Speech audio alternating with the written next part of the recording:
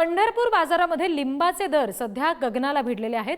2 रुपयाला मिळणारा लिंबू हा 7 ते 10 रुपयांवर गेलेला आहे। पंढरपूरच्या बाजारामध्ये 3 ते 4 दिवसापासून लिंबाची आवक कमी झाली आहे आणि त्याच्यामुळे दर काही प्रमाणात वाढलेले आहेत। किरकोळ बाजारामध्ये 2 रुपयाला मिळणारा लिंबू 7 ते 10 रुपयाला झालेला आहे। ऐन उन्हाळ्यामध्ये लिंबाचा भाव गगनाला भिडतोय।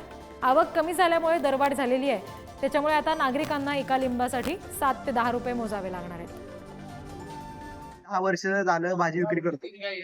मागच्या उन्हाळ्यापेक्षा ह्या वर्षी लिंबाची आवक खूप कमी आहे। बागा लोकांनी लावल्या नाहीत ह्यावेळेस, त्यामुळे मागच्या वेळेस लिंबाचा दर काय नव्हता।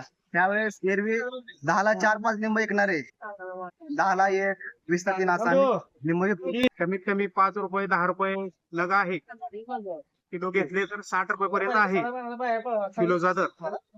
आणि लिंबाची आवक जरा कमी आलेली आहे। ज्याप्रमाणे ऊन वाढेल त्याप्रमाणे अजून दर वाढेल आणि मागणी वाढत आहे गिरायकाची, त्यामुळे दर बी वाढत जाणार आणि माल ही कमी चाललाय होत आता।